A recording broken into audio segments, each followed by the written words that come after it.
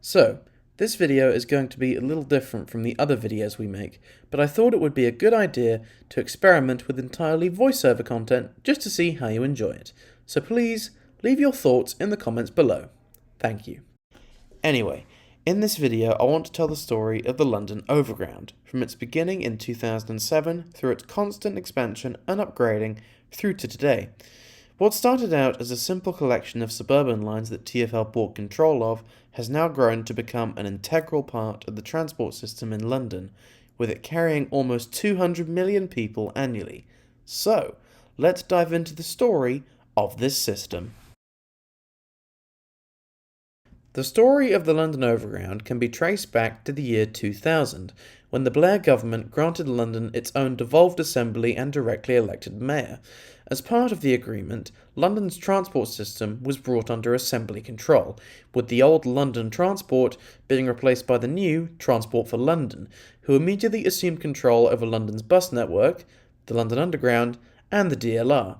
The newly created authority immediately began plans to create a new suburban circle railway system operated by the new TfL, which was given the name the Outer Circle Project, which forms the main basis of the Overground today.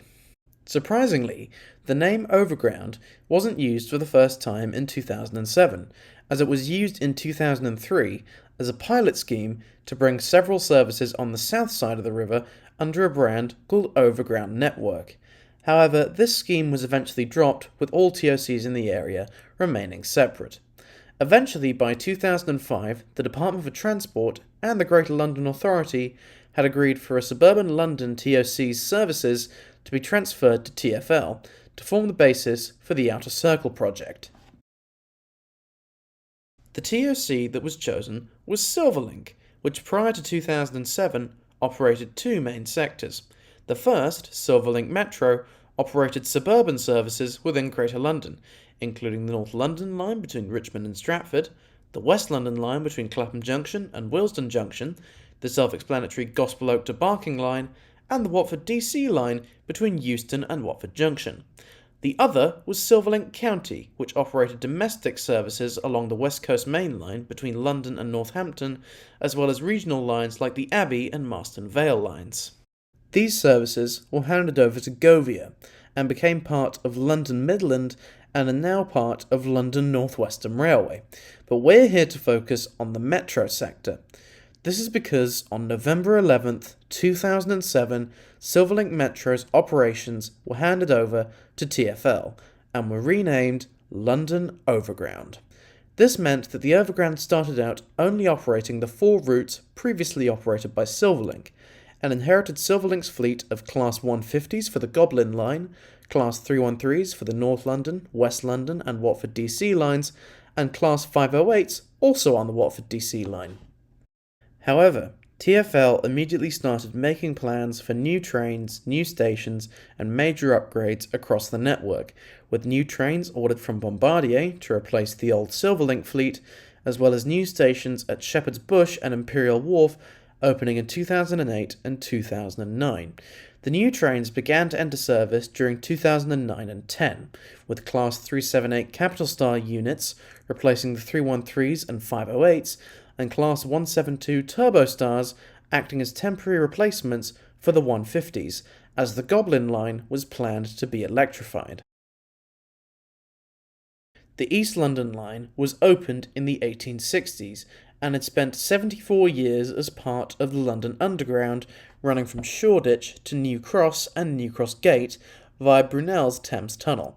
However, in 2005, construction began on a major project to extend the East London Line and integrate it into the new metro network that became the Overground.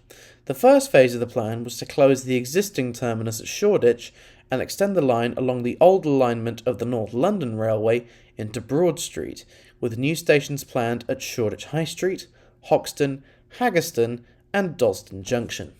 The line would also be extended from New Cross Gate down the Brighton Main Line towards West Croydon and Crystal Palace, taking over several stations and services previously managed by Southern. Later on, the line was planned to be extended further from Dalston Junction along the existing North London line to Highbury and Islington, via Canonbury. Phase 2 of the plan was to take over the South London line between Battersea and Bermondsey and run services to Clapham Junction, and construct a new section of track linking it with the existing East London line at Surrey Quays, completing the suburban circular railway originally envisaged. Following the closure of Shoreditch in 2006, the rest of the East London line was closed in 2007 for 3 years while conversion and extension works were carried out. Finally, on May 23, 2010, the first phase of the project was completed, with trains now running from Dalston Junction along the East London line all the way down to New Cross, West Croydon and Crystal Palace, replacing the existing London Underground and Southern services. And by February 2011, the extension to Highbury and Islington was completed, creating a major interchange between different overground routes.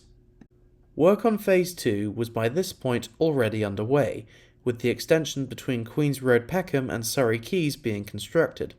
The plan was to have the new suburban circle fully completed by May 2012, in time for the Olympics, but the opening was pushed back until December, with services between Clapham Junction and Highbury and Islington via Peckham and the East London line finally commencing on December 9th, completing the extension and the suburban circular route.